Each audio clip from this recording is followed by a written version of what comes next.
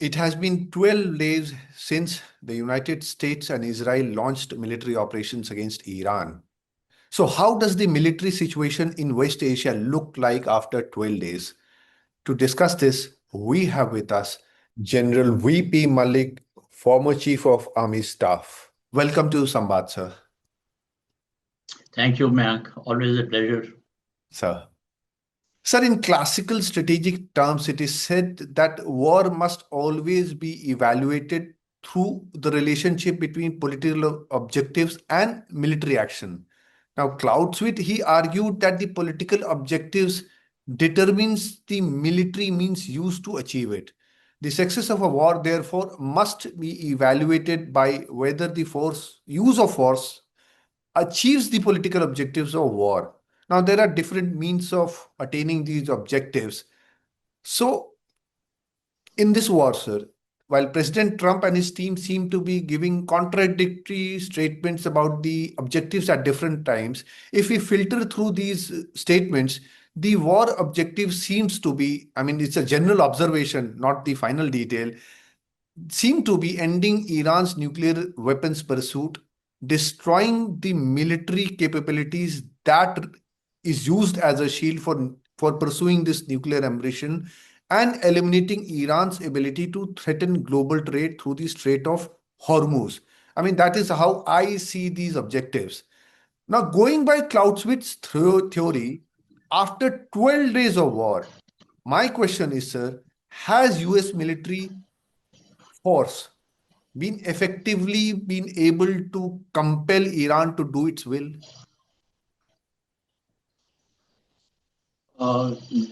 Mayank, you have correctly quoted Clausewitz that it is the politics which drives the military in a war.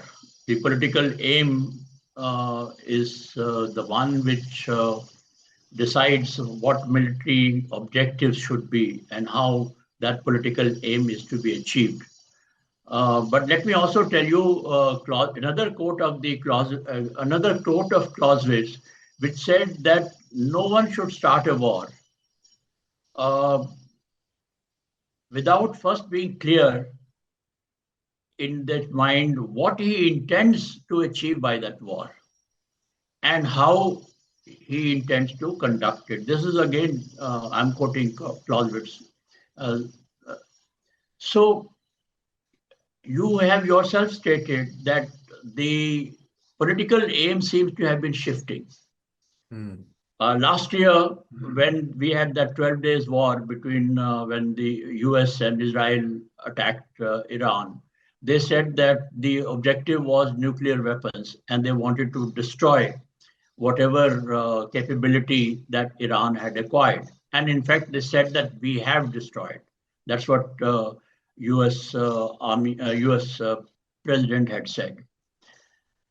This time when they started, it was not only about the nuclear weapons, but they also said regime change. Again, I'm quoting President Trump said that they wanted regime change. And in between, they have been talking about all the military capabilities of Iran. They want to destroy that so that it cannot threaten any other nation in the neighborhood anymore, particularly Israel. So what I guess is that the US and Israel, particularly the US, I would say, they have been shifting their objectives. They're not very clear about when it came to when they started talking about regime change. Most of the strategists, I would say, they said that regime change is not so easy, and ultimately you may have to put your boots on the ground to be able to achieve that.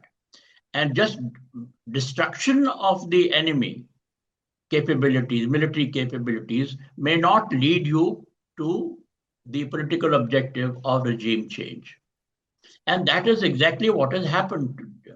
While there is absolutely no doubt that the US and Israel are using their military might as much as possible, but you have noticed that regime change has not taken place.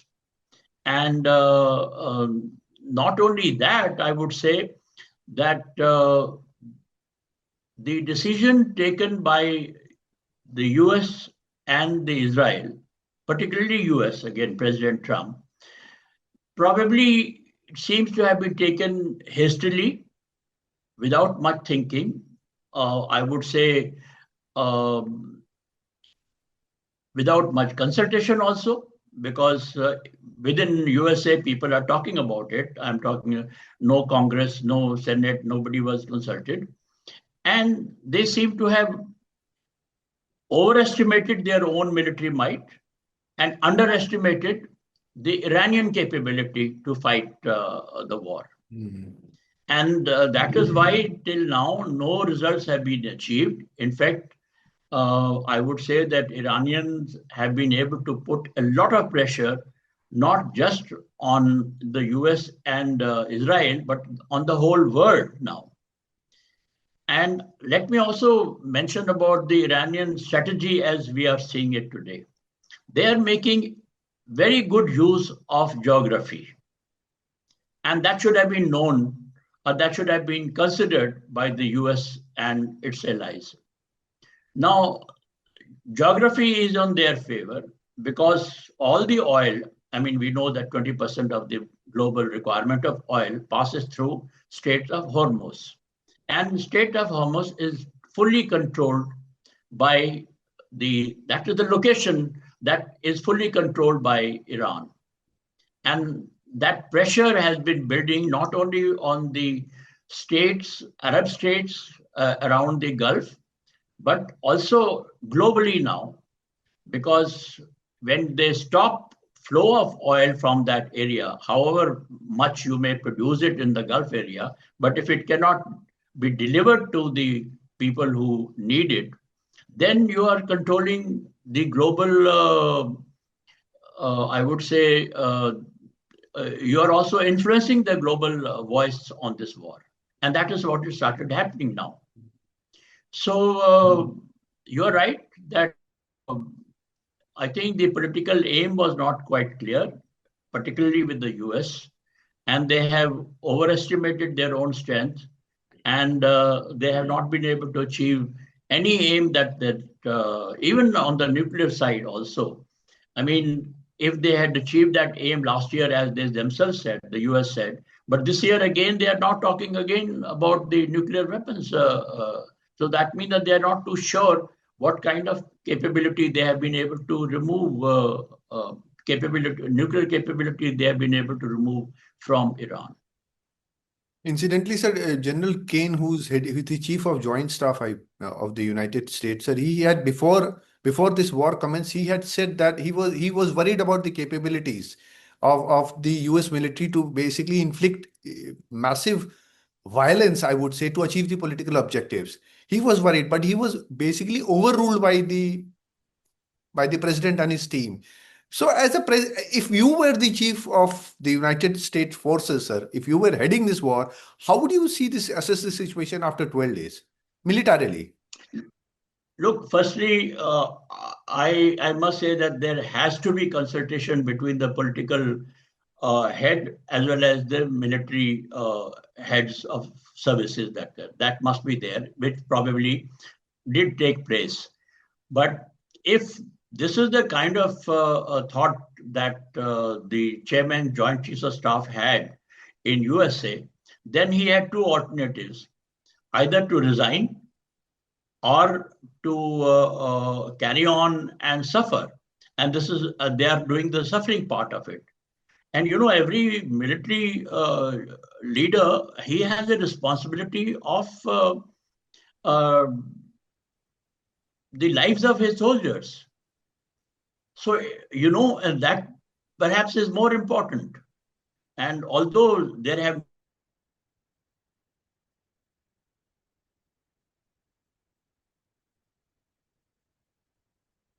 mount, then there will be a problem. The military itself will start losing faith in its leaders. Incidentally, General Kane, he was picked out of retirement, sir, from a 3-star general. He was made a 4-star general just to basically sort of lead this war. But we'll shift topics to Iran, sir. And we need to understand the Iranian response also, because this Iranian strategy, since the sanctions came into place, has been basically they have been indulging in asymmetric war. They have been building ballistic missiles in huge numbers, which we see in action right now. They had this nuclear program which was on, off. Nobody was very sure about it. They used the proxies as forward defense, the Hezbollah, Hamas, Houthis. And now they have been basically broadening the conflict by launching missiles, drones against all these Gulf states, the neighboring states. So what I see, sir, and they've been threatening the financial markets across the world and hurting the economy by blocking the Straits of Hormuz. So what I get a sense that through this strategy, they have been hoping to widen the war faster than United States and Israel could basically control it.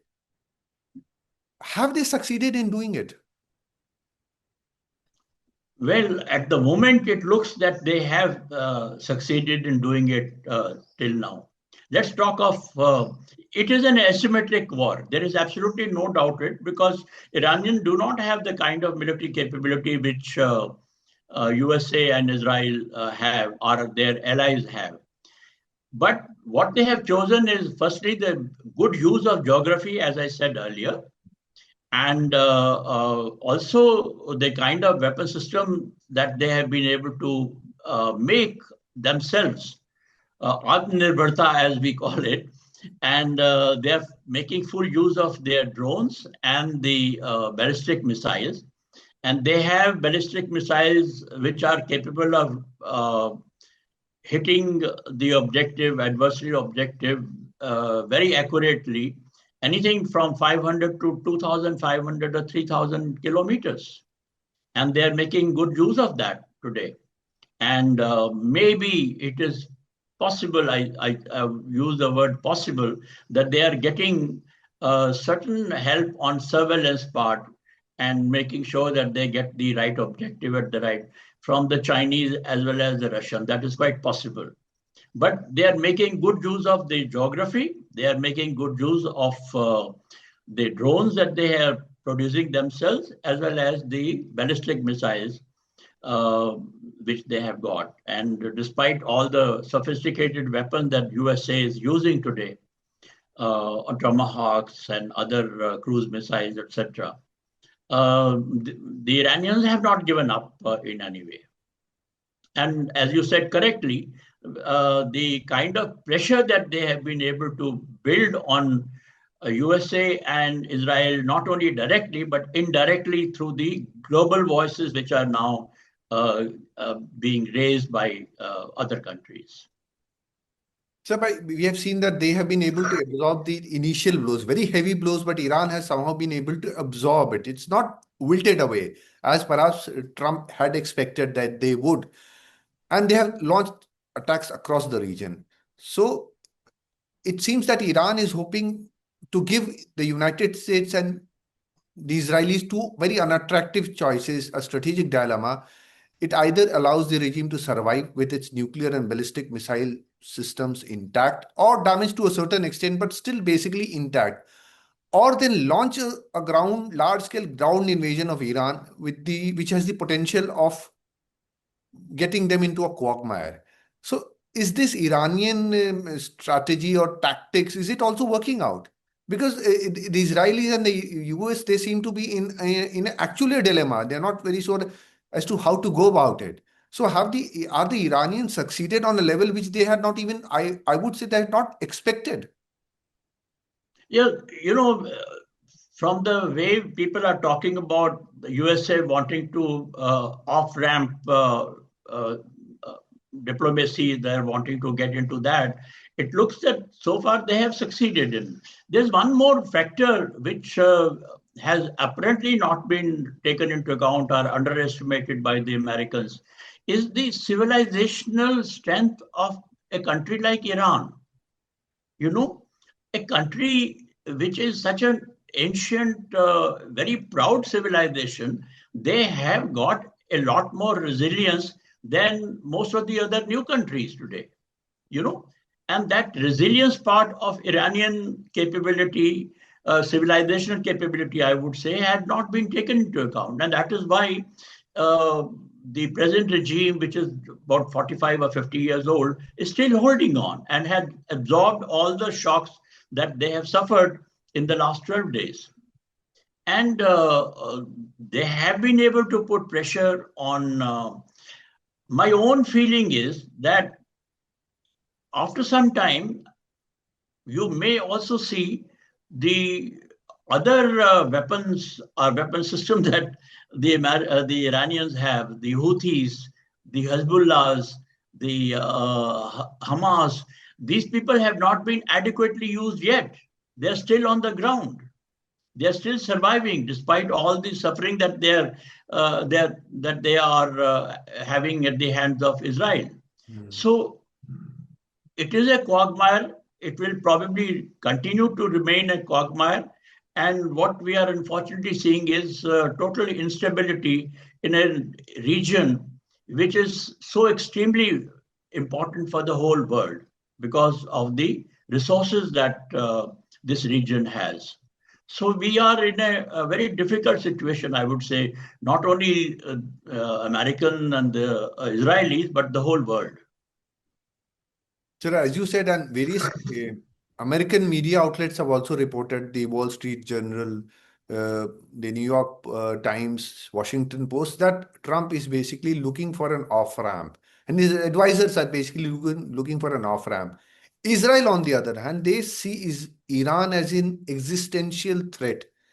Now, the objectives seem to be differing right now because destroying Iran's capabilities to the extent that it doesn't remain a threat to Israel in future would be the goal of Israel, I would say. And the Americans don't have similar goals. So this means that the objectives of the Americans and the Israelis could be different. So my question is, can US and Israel afford to walk away from a war, leaving their strategic goals unfulfilled? But does escalation I'll come back to that question again, because if they escalate, Iran, despite its degraded capacities, could drag them into that quagmire. So how does a military strategist, because they're different objectives, sir, how do these basically come to a common ground, and how do they basically not get into a quagmire? As a military tactician, I would say. Look, the present situation, it indicates, yes, to some extent, Israelis have achieved their aim that for quite some time, Iran will not have adequate capability to destroy Israel, as they have been saying. You know, Iranians have been saying that Israel should not exist in the region. So by destroying their military capability to the extent that they have been able to achieve, I would say for quite some time, Israel can afford to feel safe. But on the other hand, look at what the Iranians have been able to achieve. Iranians have also been able to achieve a certain amount of deterrence, that don't tinker with us because we can retaliate. So they have also been achieved a certain amount of deterrence in this region. After, at least till now, one can make out that otherwise, why would the USA would want to now get out of this quagmire that they have created themselves? The other aspect is, look at the neighborhood. Now, all the countries which were dependent on USA for giving them protection, security in this whole area, and that is why this area was stable so far. And these countries were able to, I'm talking of the Arab countries, they were able to develop, and not only themselves, but also development help the globally also. Now they will remain insecure hereafter. And that kind of instability is not good for the globe, for the world. So I would say, as far as the stability part is concerned, it has become unstable. The goals have been partially achieved by the Israel, but they have also been achieved to some extent. I'm talking about the deterrence part by the Iranians also. And now, in order to off-ramp this whole issue, certain concessions, will have to be conceded to Iranians, you know. And militarily, I don't see the warlike situation, warlike situation ending so soon. It is likely to continue because there are still certain, I'm using the word weapons as far as these proxies are concerned. Those proxies are still there and on the ground, and they can be used by Iranian. At the moment, these proxies are only in this region. We are not talking of Red Sea area. They have yet not shown their hand there, but Houthis are also capable of causing damage to the global traffic that takes place in the area of Red Sea. So this lends itself to a very unstable situation, sir, because Israel has, as you said, partially achieved its objective. Iran has flexed its missiles. US might not be in the region for very long because we have seen Donald Trump. He basically starts a fight. If he achieves what he wants to, fair enough. Otherwise, he backs out and he declares victory. I mean, we have seen him declare victory all over. But the region remains unstable because all these allies of the US allies, the UAE, Qatar, Saudi Arabia, everybody is basically now threatened by two hegemons in the area, Iran and Israel. So how do they basically cope up to these two hegemons if the war basically ends in a stalemate? Yeah, when we're talking about Americans getting involved in the fight in this region, I'm reminded of Alexander the Great. He had said about Afghanistan, it is easy to get into Afghanistan, but it is very difficult to get out of it. And that's what is exactly happening as far as the USA is concerned in this whole area. After creating this quagmire and after creating the kind of instability that has taken place, these countries like Israel, the Arab countries, and Iran, they will have to come to terms with each other. In fact, that was building slowly. The GCC states, some of them had started talking to Israel and they were maintaining good relations. As you know, between the UAE and Israel, the relationship had improved considerably. So they will have to come to terms with each other. And perhaps, all three of them, I'm not too sure about Israel, but at least the Arab state and the Iranians will not depend too much on Americans to come and play a particular role in that. I think the final chapter should be, it has to be diplomatic and political diplomatic, that these states like Israel, the Gulf states, and Iran, they will have to come to terms with each other. Sir, I'll come back to Clausewitz because he gives us very good ideas to start our discussions with. He's supposed to have said that war is the realm of uncertainty. So Trump says that the war is going to be over very soon. He said that yesterday. Peter Hegseth, on the other hand, says that it's just the beginning. So by keeping the scope and duration of the operations very unclear, the United States could be forcing the Iranians to consider a wide range of possible escalatory outcomes as to what happens, whether the Azeris get involved, whether the Kurds get involved, will Trump back off, will he put more pressure on Iran? I mean, there are a number of possibilities, including the possibility of basically instigating the population which is against the Ayatollah regime. There is a substantial number of people who, because this regime has been known to be very oppressive, very repressive. So, a number of people who are not against with these people. Although as a nation, they might be standing together, but one-on-one, they don't like this regime. So, sir, my question is that does uncertainty work as a weapon in a situation which Iran finds itself in now? Look, you are absolutely right. The whole situation is uncertain because, as you have yourself mentioned, the Americans are not clear about what they want. The president is using one language and his secretary of war is using another language. But it could be deliberate also, sir. I'm not too sure about that part. I think, situation is such that they're not quite clear as to which way they are heading. So this unclear business amongst the leaders in USA is creating more and more uncertain situation in this region. And it's very difficult for us to guess, but I won't be surprised if more actors in this region, you mentioned some of them, whether they are Kurds or they are Azerbaijan people or some other people, they also get roped into this whole issue. Though at the moment, what it appears is that Kurds have declined to take part into that. I mean, there has been some statement from their side. I don't think the Baloch or the Afghans would want to get involved into this. And in any case, they're not that close, particularly Baloch. I think they're too far away from there, and they don't have that kind of capability.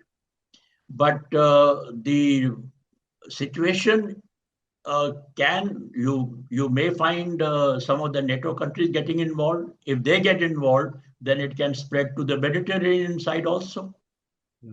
So there is uncertainty. There is absolutely no doubt about it at the moment, because there is no clarity on the part of USA at this stage. So you don't see uncertainty being used as a weapon in this situation, sir, by the US. It's all very organic for them. It's not planned. I don't think at the moment, the way the trend shows that these other actors probably do not have the faith that Arab states had in USA earlier. Over the last 12 days, after all, the political leadership in all these areas and these other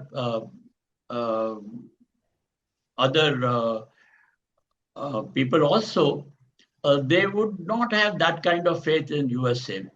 At the moment, it seems that the USA has lost the credibility that it had earlier. Sir, I'll one final question, and for that, I'll broaden the theater and take it to a larger picture, because Trump, he came up with a corollary to the Monroe Doctrine about controlling the Western Hemisphere, now not allowing China and Russia to basically intrude into that theater. He was going after Greenland, he's backed off, but everybody is nearly sure that he'll do something with Greenland once again, once he's free of this. Now, Lindsey Graham, he's a senator who seems to be a proclivity for war. He likes wars, it seems. Maybe he's not fought any wars, but he likes wars. So he said that by controlling 31% of the world's oil, by controlling Venezuela and Iran, this is going to be China's nightmare, he said. So do you think, sir, with a number of people saying before also that the corollary to the Monroe Doctrine is basically a pivot for going towards the Indo-Pacific. That was the whole idea. They'll control the Western Hemisphere first and then make a pivot toward the Indo-Pacific. Do you think that controlling energy is also one of the principles or one of the policies being adopted? Because there's a byproducts of these oil products also, sir, which is used for number of activities. So by controlling this energy, because energy is disrupted as of now, and there could be a situation where possibly there's a possibility, obviously, in a war that US could be controlling oil in Iran also to a certain extent. So do you see as this controlling of energy as a pivot to the Indo-Pacific? Are they going to do it? I think this is more, the senator is probably, just speculating and trying to give one reason or one rationale to the Arab states who have not joined the war yet.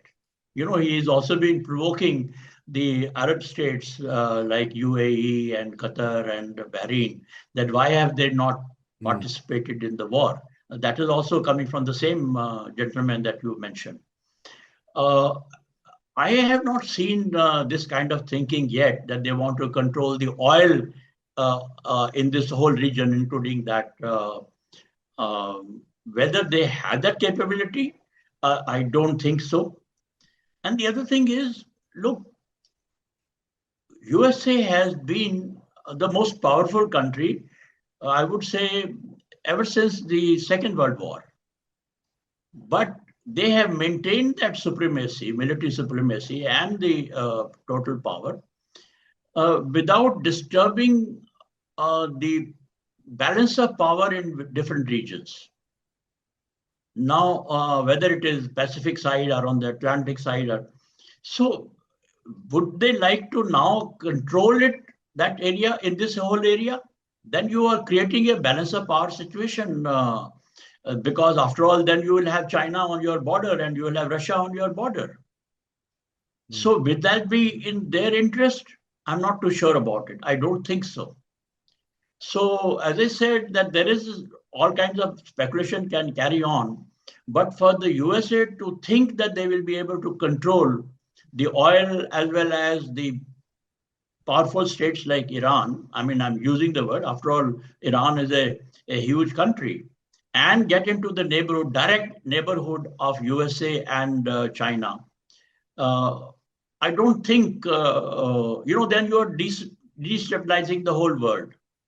If they have not done it earlier, I don't see any reason for, I mean, irrational person like President Trump can try and do these things, but I don't think they will succeed in that.